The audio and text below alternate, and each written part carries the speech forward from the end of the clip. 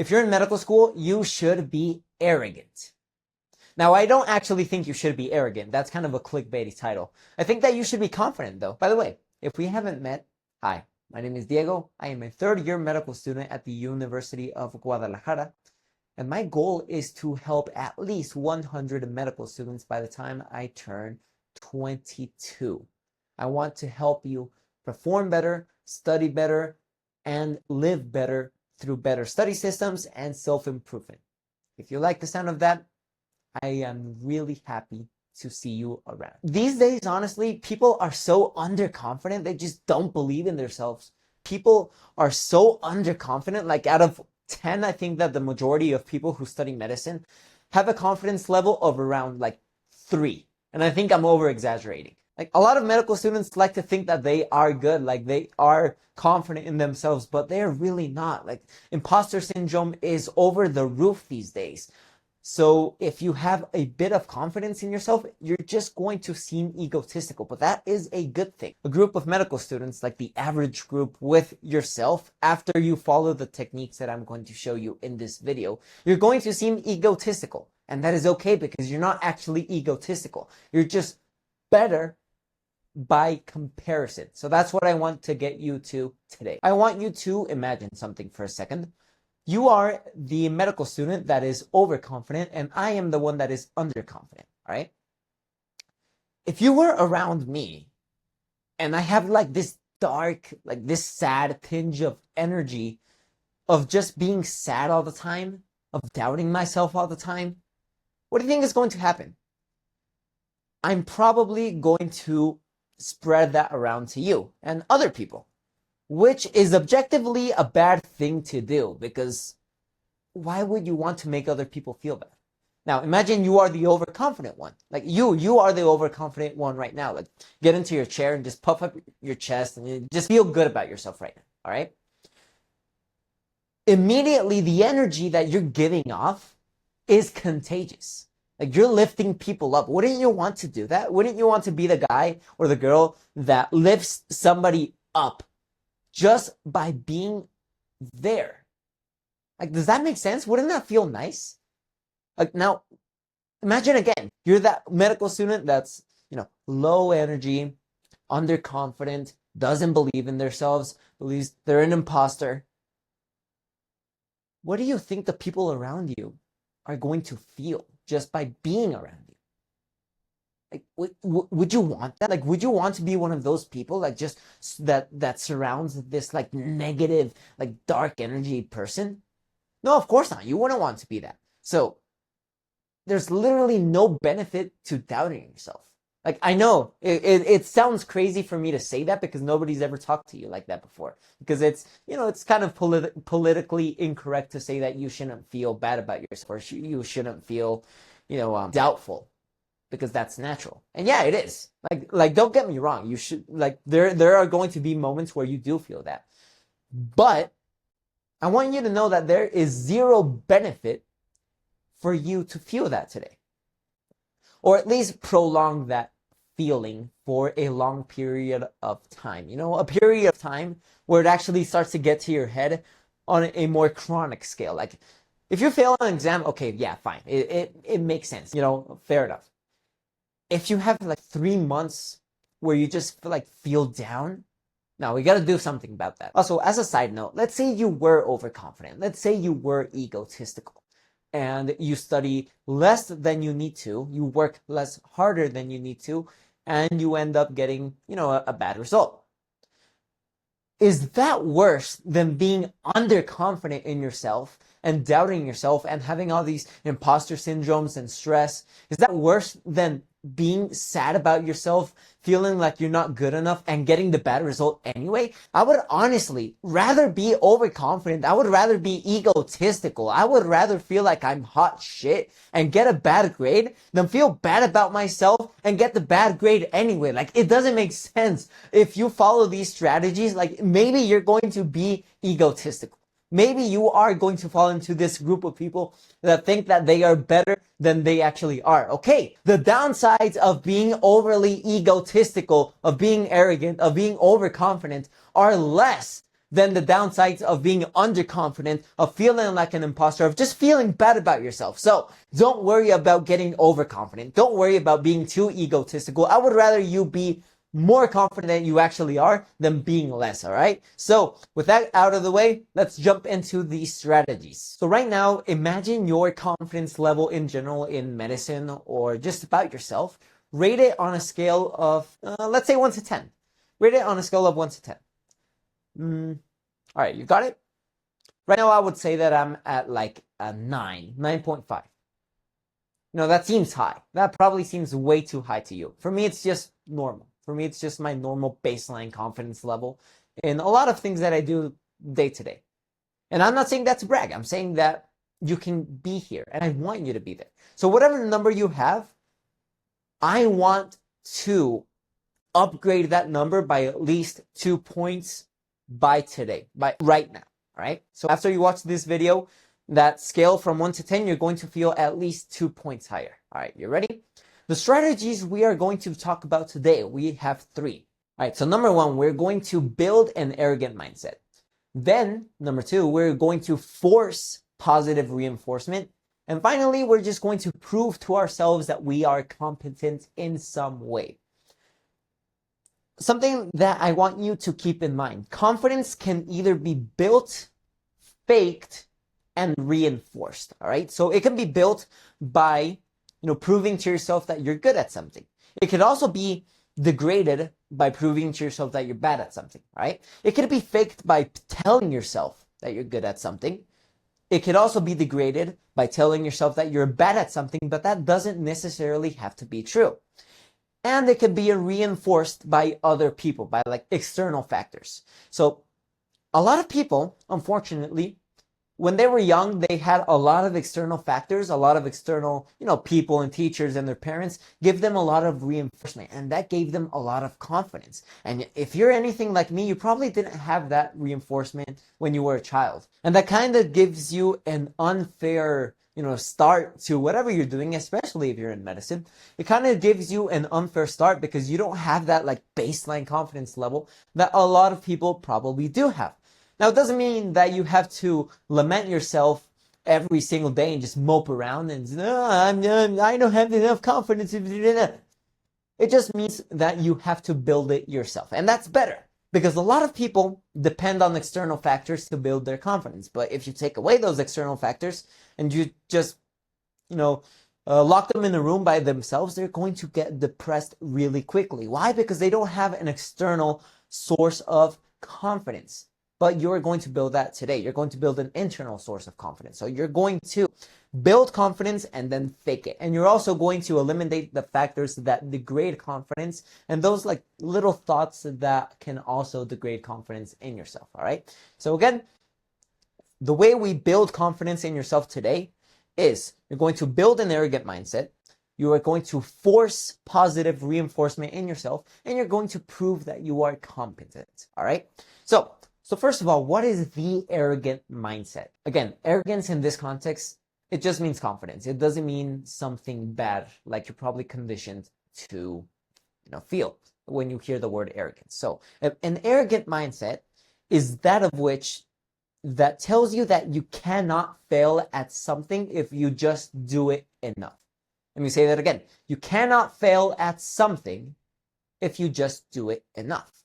And also, everything that is presented to you in a way that is going to build you up rather than break you down. So that is the arrogant mindset. Imagine that every single challenge you have, so in medical school, it could be like, your classes, exams, your clinical rotations, a particular, professor that's a little meaner than they have to be, gives you more homework than you probably should, and it makes tests, a little extra hard than they should.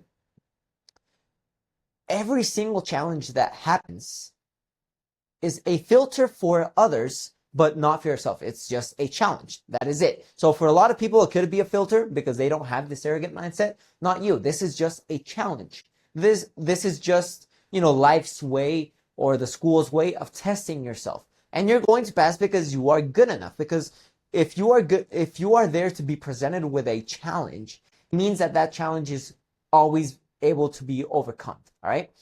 Anytime a challenge is presented to you, anytime something hard is presented to you, it just means that you are able to overcome it. So the first mindset that we want to break, the first negative mindset we want to break, is that a challenge is not overcomable. Does that make sense? Every single challenge that is presented to you is able to be surpassed. All right. Now, it doesn't mean that it's going to be surpassed in the way that you want to, particularly, or it doesn't mean that it's going to be surpassed in the time frame that you want.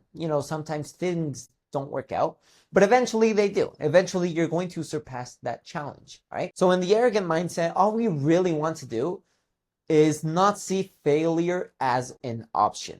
All right. Failure just doesn't exist because we're doing the things that steer us away from failure. But we also have to redefine failure, because for a lot of people, failure is I failed an exam. A lot of people think failure is I failed a class, or I got yelled at by my professors, or I got a clinical rotation that I didn't want, or I didn't get the score that I want, or I didn't match into the residency that I wanted, or I didn't match at all. There's a difference between setbacks and failures, all right? So a setback could be something that you were aiming for and you didn't quite achieve. A failure is just you stopping to try and achieve that goal. So that is the arrogant mindset. Just don't think of failure as an option, because you're not going to quit. Setbacks happen. Setbacks happen every single day. They make you better. So look forward to setbacks. Setbacks are challenges that are to be overcome. You can overcome them because if something is presented to you, then it is something that can be surpassed. All right. And for other people who don't have this mindset, yeah, they're going to be filtered out by these challenges, but not you, because you're not a quitter. You're not going to quit on these goals. All right.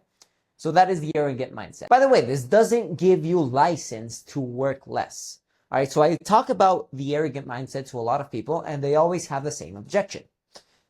So does that mean that I have to work less because, I'm better than everybody else? No.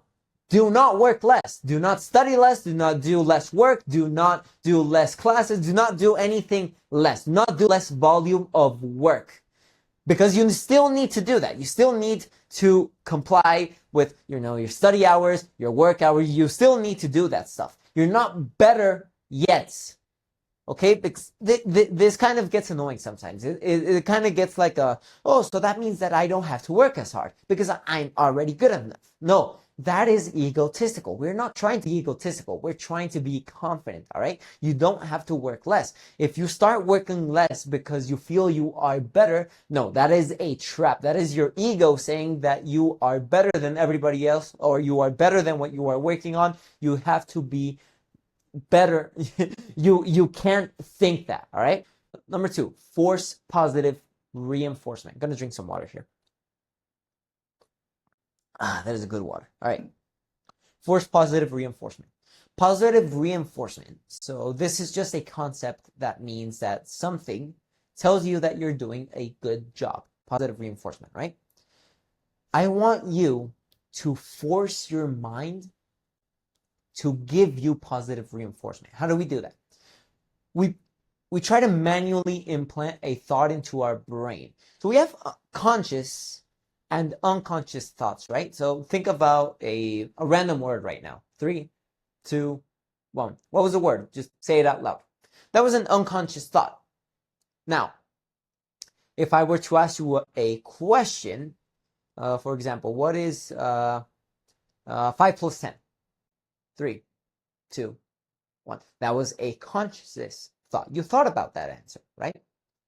You force yourself to put that answer in your brain, and then you spat it out, all right? And an unconscious thought is just a thought that gets into your brain after a cue, all right? So something happens and your brain just starts thinking about something. A conscious thought is a thought that you get after a cue, but you force yourself to think about the answer, all right? Does that make sense? So a lot of times unconscious thoughts can be negative. You're not good enough. You're going to fail this exam. You're not going to learn this properly. You should just stop trying. Unconscious thoughts can be like real assholes. All right. Unconscious thoughts can be real dicks. But conscious thoughts, on the other hand, you can control them. And if you practice the skill of forcing conscious thoughts, and if those conscious thoughts are positive reinforcement thoughts, if you do this skill, for a long period of time, the unconscious thoughts are just going to get drowned out, and you're going to like ratio the conscious versus unconscious thoughts. You know what I mean? Like, there's literally no reason why you shouldn't be able to think positive things about yourself. There's literally no reason why you shouldn't be able to think positive things about yourself, because you are a positive person. You are doing good things. You're doing good work. If you're in medical school, you're crushing it. Like, it doesn't matter what grades you get right now. You are crushing it because you are in medical school. All right? So the way we force positive thoughts into our brain, the way we implant these thoughts, we have to be very particular about it. All right? We have to do this with strategy. We can't just say, we are a good student.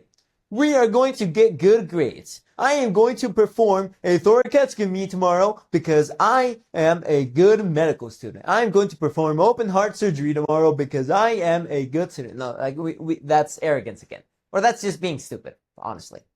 So the way we do this is every single little win that we have during the day, force your mind to celebrate it as if you just won the Nobel Prize. So for me, I read about like 20 minutes of, I think, pneumonia, right? I just read 20 minutes. 20 minutes isn't anything. I could have read for 2 minutes. I could have read for 1 minute. I could have read for 30 seconds. I could have saw a photo of a pair of lungs on my phone and considered it studying. Obviously, don't be like unreasonable about it, right? But every single little win you have, celebrate it. I celebrated myself for reading 20 minutes of pneumonia a few minutes ago, like I just passed step 1. I celebrated hard because I want my brain to reinforce that action. Every single time I take a good action towards my goals, something that I know is going to help me in the future, celebrate it so bigly.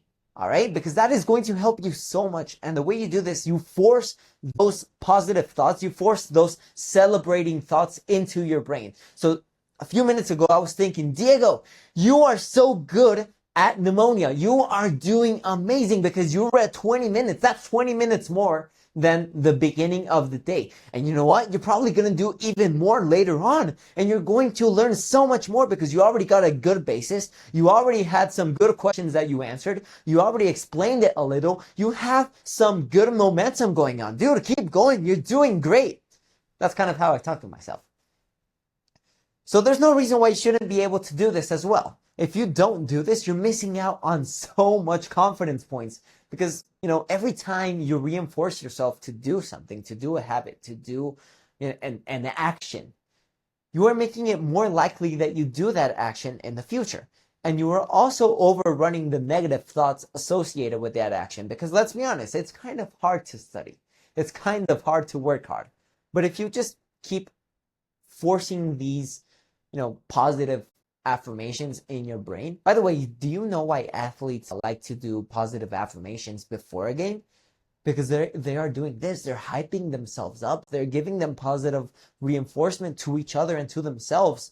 They're hyping themselves up so that they perform well in the game, so that they believe that they are going to do well. And guess what? Oftentimes they do well. They do better than they were supposed to. So I want you to do that today.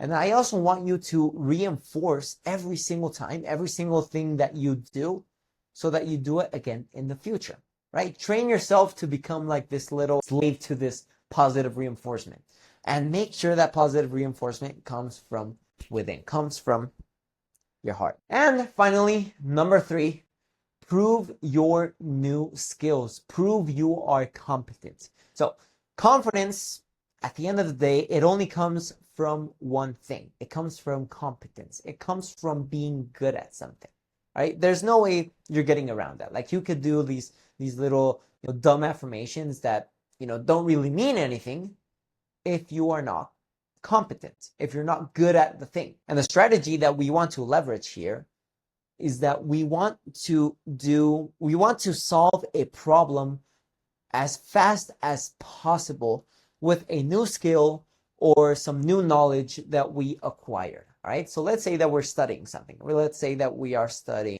pathophysiology of diabetes, right? Simple enough. We want to be able to solve practice problems as soon as possible, but the difficulty doesn't matter. All right, think about this. If you're studying anything, we want you to be able to answer some questions, solve some problems with this new knowledge, this new like mental skill of learning about clinical diabetes as fast as humanly possible. Like I'm talking about the first 5 minutes of you opening the book. But the difficulty of the problems don't matter. The difficulty of the problems could be, how many letters does the word diabetes have? How do you spell diabetes? What is diabetes in one sentence? Like, it doesn't matter the questions that you use, as long as you answer some questions. Like, I know this seems stupid. I know this seems like you're probably too good to answer how many letters the word diabetes has. I'm telling you right now, if you spend the first 5 minutes of your study session or your work session or whatever, just solving problems, solving stupidly easy problems, you're going to build some momentum. You're going to get ahead, and you're going to positively reinforce getting right answers. And you're also going to think, wow, I'm kind of getting good at this topic. I'm kind of getting good at diabetes because I can answer some of these questions and I can answer them pretty competently. And guess what? Competence builds confidence. So do you see why it is so important for you to get those first 5 minutes to just answer some dumb questions about a topic? It doesn't matter the difficulty. Just answer some questions. Like, you can build up the difficulty as you go along. That is to be expected. But start with really, really, really easy questions. Build some momentum. Just practice this new skill. Like, do you know why when you have like a toddler, right? And you're trying to get him to be good at like soccer, do you know why you're not going to tell him he's shit right now? Because he just started. Because he just started. Like, you're not going to tell a toddler that he is shit at soccer the second he started. The first 30 seconds can make or break the passion for a toddler to play a certain game. So if the first 30 seconds, this toddler, you tell him that he's not good at football or at soccer, he's not going to want to play. If you tell him those first 30 seconds, like, oh, score a goal between my feet, and your feet are like 2 meters wide, and he scores the goal with his hands, and you celebrate that shit, that kid is probably going to be really, really, really good at soccer in the future just because of that little positive reinforcement. So do the exact same thing. Give yourself easy questions, give yourself easy problems to solve with what you are reading in the first 5 minutes, in the first 30 seconds of whatever topic you are reading. Like, literally, it doesn't matter. I can't stress how dumbed down these questions have to be. Just practice this skill, whatever it is, in the easiest possible way, and then start building up from there. All right, that is how you build confidence. By the way, if you like this video, be sure to comment what was your favorite part, because it helps me know how I can help you more in the future. If you want more unedited, low dopamine guides like this that are going to actually help you in your medical school career, I suggest you subscribe to the Diego Navarro Med channel, because it is a win-win for both of us. We're both going to get something out of it, and I think that you're going to get the better end of the deal, because you're going to get a lot of valuable information out of this channel. All right. I really appreciate you being here. You are on an incredible path, and I will see you next time.